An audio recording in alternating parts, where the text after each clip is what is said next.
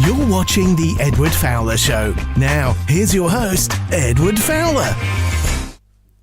Good evening, good morning, good afternoon, wherever you're listening or watching this on YouTube. Welcome to my show.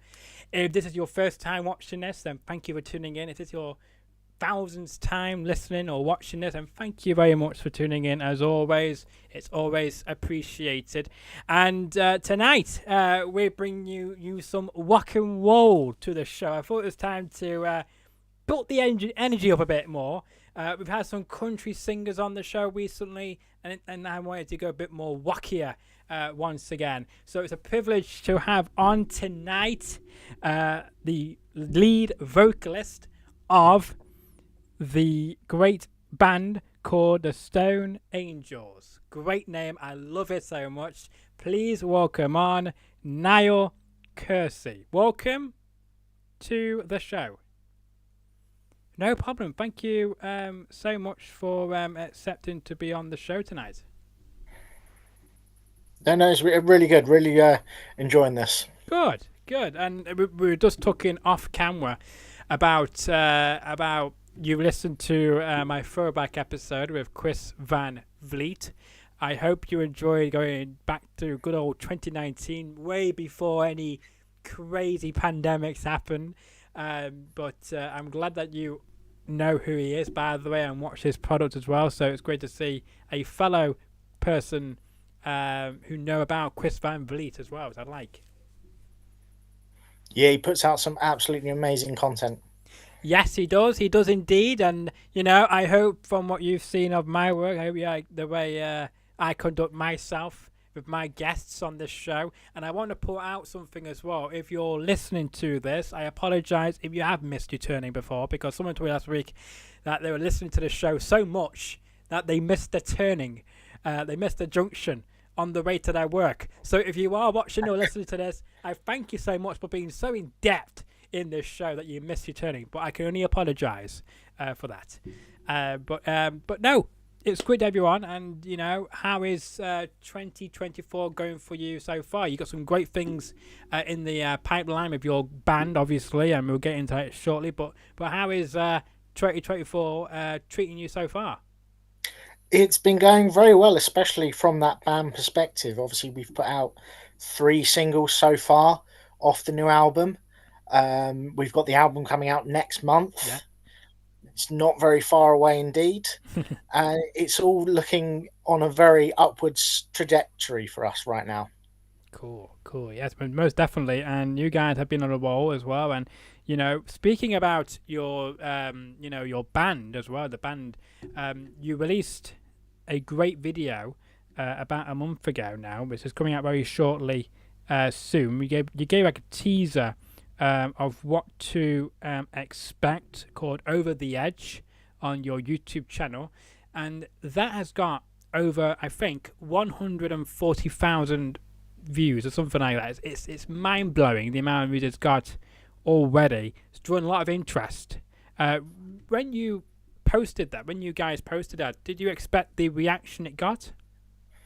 Quite honestly, no, but with our track record at the moment with this current release of singles, the views and the streams on both Spotify and YouTube have just been going astronomical, and it's been a really good feeling.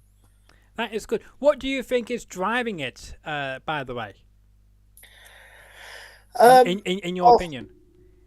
Well, it always helps to have decent music, so...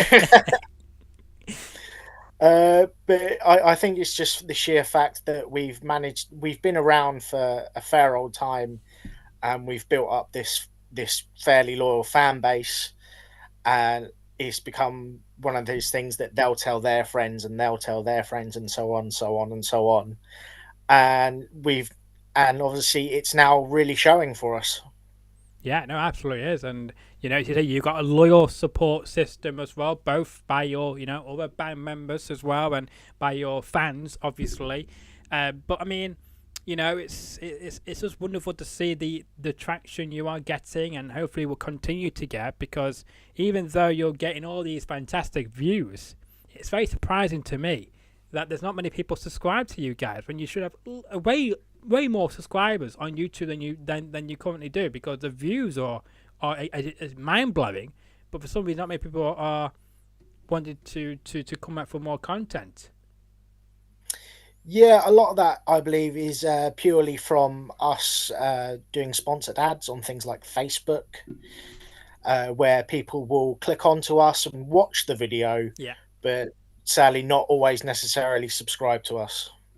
See, that's just about the horrible thing, isn't it? You do all this hard work to put yourselves out there to a wider audience. You get the reward of people interacting with your pictures and videos and streaming networks and whatnot, but they don't want to stay to see more of you guys, which I think is just disheartening. I wouldn't really say it's disheartening. I'm sure when we releasing more things like the album and more singles coming out, I'm sure they'll still keep a lookout and come back for more. Fair enough. But let's talk about the album right now, since we've teased it enough time to our viewers this evening. That's the wrong screen. Apologies. This is the correct scene now. If you watch this on YouTube, you can see what we're talking about. If not, then if you're listening to us on an audio site, make sure to check out on YouTube, on youtube.com/Edward Fowler. But this is the main page here. Up in Smoke is the name of the new album. It comes out on March the 22nd. You can pre-order it, as you can see there. And what can we can expect on this brand new album of yours? Well, you've got 9 whole tracks of good rock and roll goodness. The album itself and the title track is actually a very personal thing to the band. Unfortunately, it's about our guitarist James, who unfortunately in 2019 his house caught on fire. Thankfully, instruments and everything survived. Everybody's family is okay. But we thought we'd pay sort of homage to that, and wrote a song about it. Very good gesture to do so. But it must have been a very disheartening thing to go through. Because not every day you go through that kind of drama and trauma. So I'm hoping that he's getting things back on track now, and hoping to build something new and fresh, and of course cherish those members even more after what he went through. Yeah. Thankfully, he has a very good support team around him, including the band, family and friends, and we all banded together and helped him along the way. But thankfully, the house is back to being livable standards now, and he's as happy as can be. Right. That's all what matters, isn't it? As long as everything works out and everybody is okay, and able to actually survive that house and to be able to rebuild it as well. It's quite good to see. So in this, of course, album, you've got a lot of great songs. How did you guys come up with the names of these songs? Of course, as you mentioned, that for James, obviously. But how did you guys work out what to call each track? Well, a lot of it all came from when we're doing lyric writing. Yeah. So sometimes it will be one of us will have like a guitar riff or something, and then we'll all get together and write the song, or maybe even one of us will already have a complete whole song done. Yeah. And bring it to the rest of the band, and then we'll just polish it off from there. But so we've got songs like The Gambler, yeah, which is effectively about life and how life is just a game. But as we like to say, it's a lot about our drummer Loz, as he is actually a professional poker player. Oh, I like that. Yeah. I like that one. As you mentioned, it is like a game. People say all the time that this is like we're living in like in a big game. I don't know how true that is or not, but are you a gambling person? Are you a person who takes risk? Well, I think especially in the line of work with music, you've sometimes got to take those risks. because you'll never know what will come out at the other end for it. You got to play every show you can do, no matter how big or small it is, because you never know who's going to be there, who's going to see you. You may be playing a tiny little show and someone will see you that may be really big in the industry and they'll go, do you know what? I'll take a chance on them. No, absolutely. Completely agree with you there. Speaking about as well, when you're getting ready to perform in front of, a small or large audience, do you get nervous, as you play it? The more times you do, you get less nervous. But, do you still get a bit nervous beforehand? Do you know what? It's always been something that I've always had there. I've always been had a little bit of stage fright, always going up on stage. But it's one of those things, as soon as we start going, as soon as we hit that first note, I know everything's going to be fine. And the shows just, water off a duck's back, just always go really well. Yeah, no, absolutely. That's good to hear. How do you as well... Because I've asked questions many times in the past, and it's always great to know how different people get ready for a show, especially with their voice. Because you're playing a different type of genre, rock, type heavy music. How do you prepare your vocal cords for the tunes you kind of play? Well, I don't really drink anymore. That's one of the main things. Right. I don't smoke. And before we play a set, you'll probably hear me out the back doing some kind of vocal warm-ups with James, the other guitarist. Yeah. We both have actually been did some singing lessons for a while to help us out a bit, and we've learnt a lot from them. Interesting. And it's always handy just to keep the voice in check, do the vocal warm-ups, vocal warm-downs after a show. And as I said, I don't really drink, so I'm just on water the whole time. Yeah. Good, safe to be on, by the way, water. Good for the hydration, and of course, for when you're going out there, it's better than having any, other kind of drinks as well, because it's more better for the body as well, because especially when you're under those lights and you can get a bit sweaty, you use more water from your body, don't you, as well? So it's good to pump it back in. What did you learn in regards to the vocal lessons you received, or the singing voices you received from the training? It was mostly how to properly utilize the voice, how not to strain your vocal cords, because you may be singing, but if you're using slightly incorrect technique, it can put a lot of strain on those vocal cords, and especially if you're playing a lot of shows in one go. Right, okay. You'll tire yourself out, and by the end of it, you won't even be able to talk. Right, well, I learned something new tonight, because I've almost lost my voice. Well, I would say almost lost it on this show, but outside the show, I actually did lose my voice, but I didn't do no singing.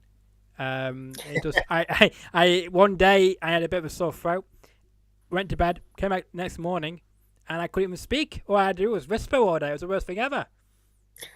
Never happened again, though. Hot water with plenty of honey and lemon, that always does the trick. Right, so... Well, luckily for me, it's never happened again. It only happened once in my whole life, and I'm hoping it will never happen again. But, have you ever gone to... Has that ever happened to you before, where you've...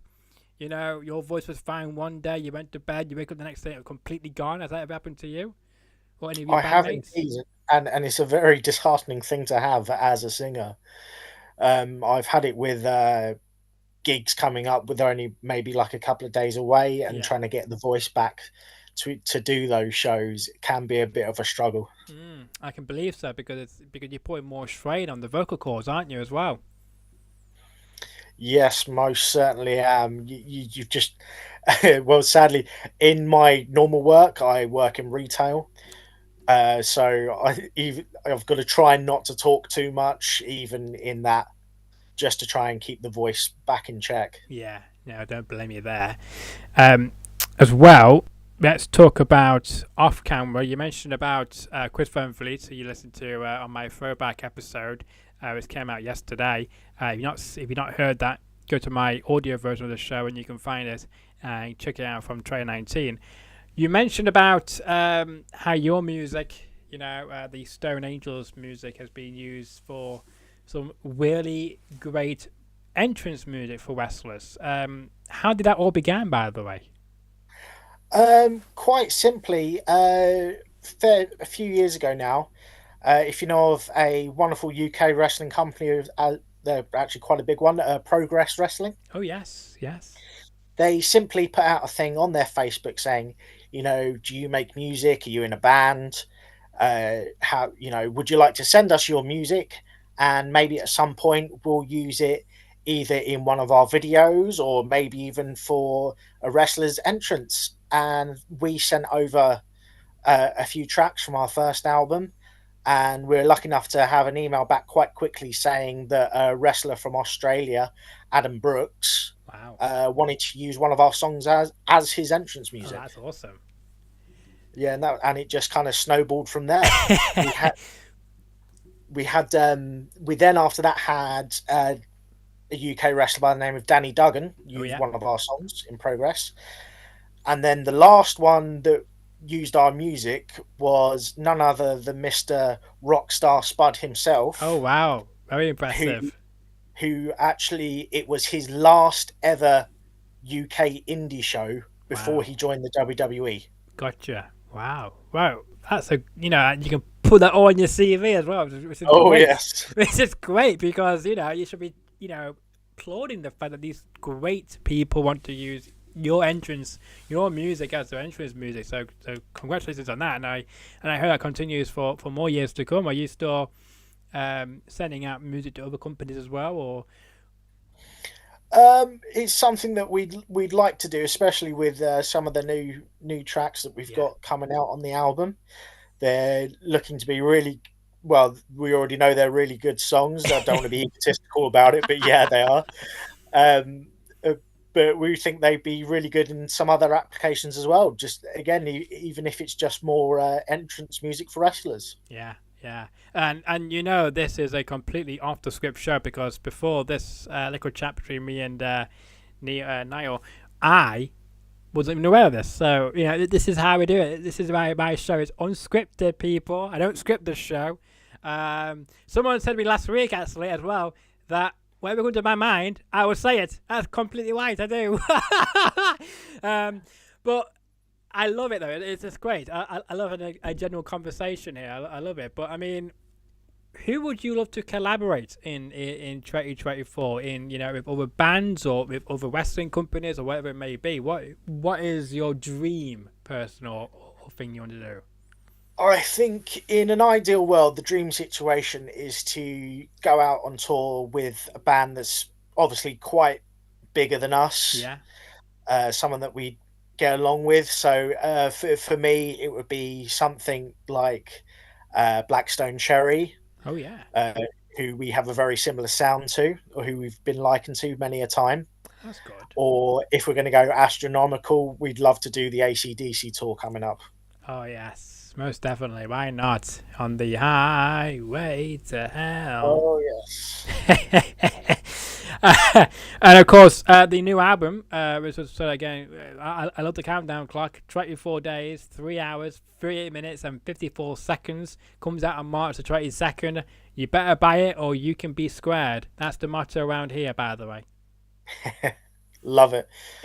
You can get it from www.stone-angels.com. Yes, the one and only, by the way, because when I was tagging you on this today, I was thinking, I hope this is the correct account because a few popped up, and I just clicked a random one, and luckily enough, it was the correct one. I got to double check before posting it. Thankfully, there's a few Stone Angels around the world. One of them being like an extreme death metal band in New Zealand. Yeah. Who would have thought? Who would have thought that?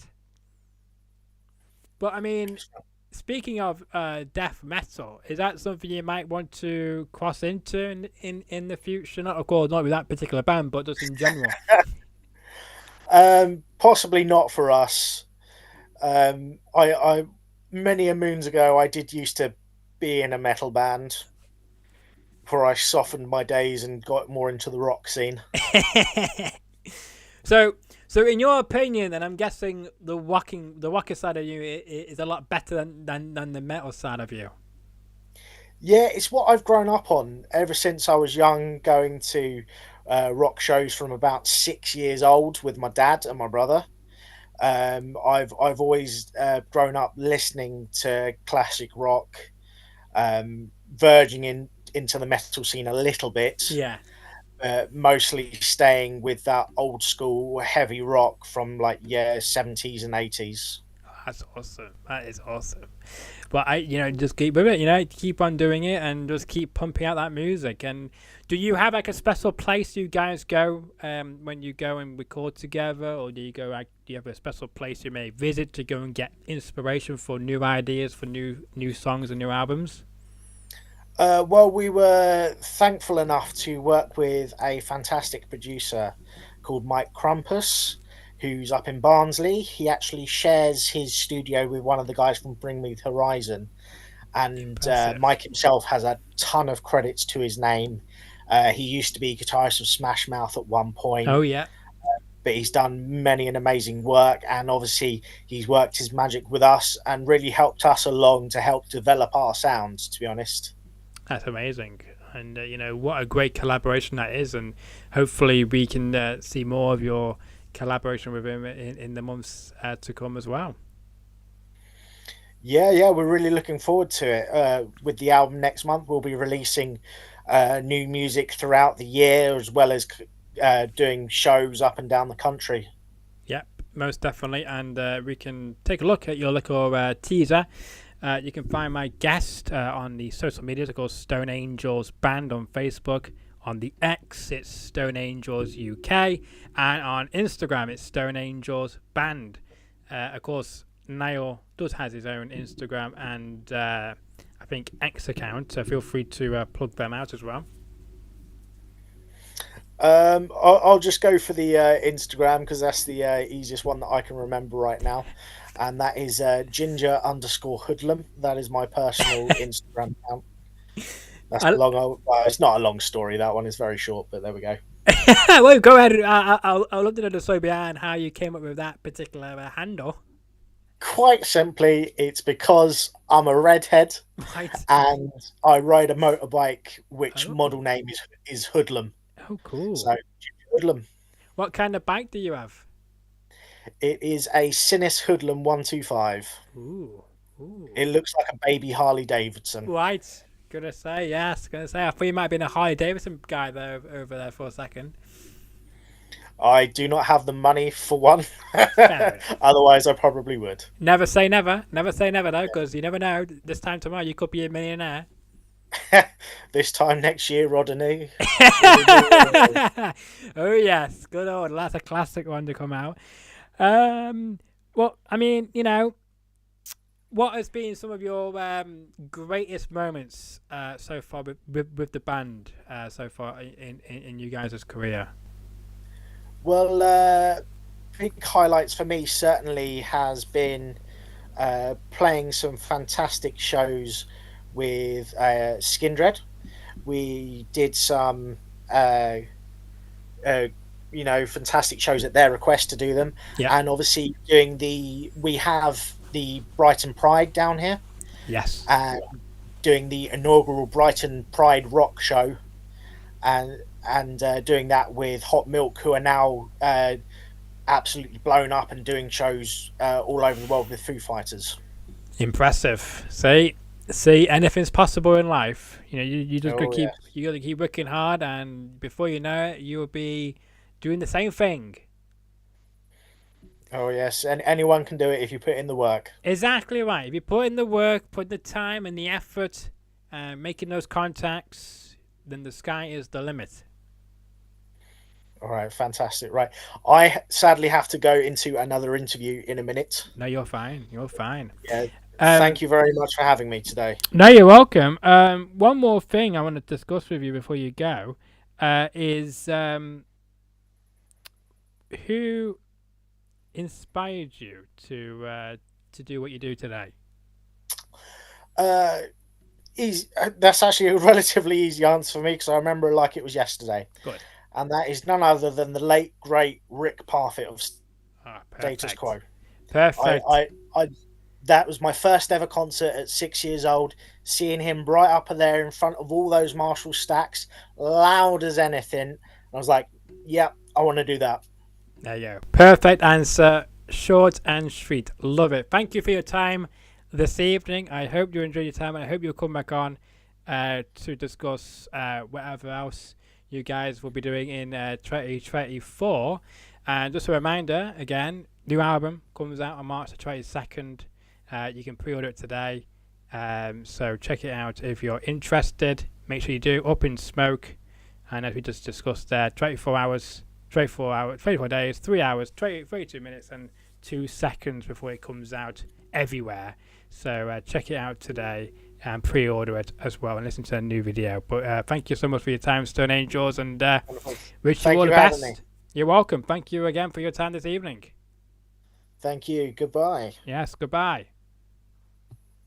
And that is that. And Stone Angels, again, you can find them on Facebook, Instagram, and of course on X as well. If you enjoyed the episode this evening, make sure to smash that like button, share the video around, tell more about Stone Angels, tell more about Niall as well. What a great guy he was as well, great company, and we had great chemistry as always. If you enjoyed your content and want to see more, then subscribe. It's only 10 seconds or less to hit that subscribe button. I know somebody already had all here, so thank you very much. 232 subscribers and counting as well. If you want to see more of my great content, then check out my audio version of the show by typing in The Edward Fowler Show in your favorite podcast sites. That's including Apple, Spotify, iHeart, Amazon, Samsung. Pretty much anywhere you listen to your podcast, you should be able to find The Edward Fowler Show right there. You can find me on my social medias right there across upon your screens. And until the next episode drops, which will be tomorrow night, so I can't wait to announce that tomorrow, which will be tomorrow obviously, but tomorrow night I'll be back here live at an earlier time of 7 p.m. UK time, 2 p.m. Eastern, 11 a.m. on the West Coast. Hope you can join me, but until then, enjoy the rest of your morning, night, evening, or afternoon.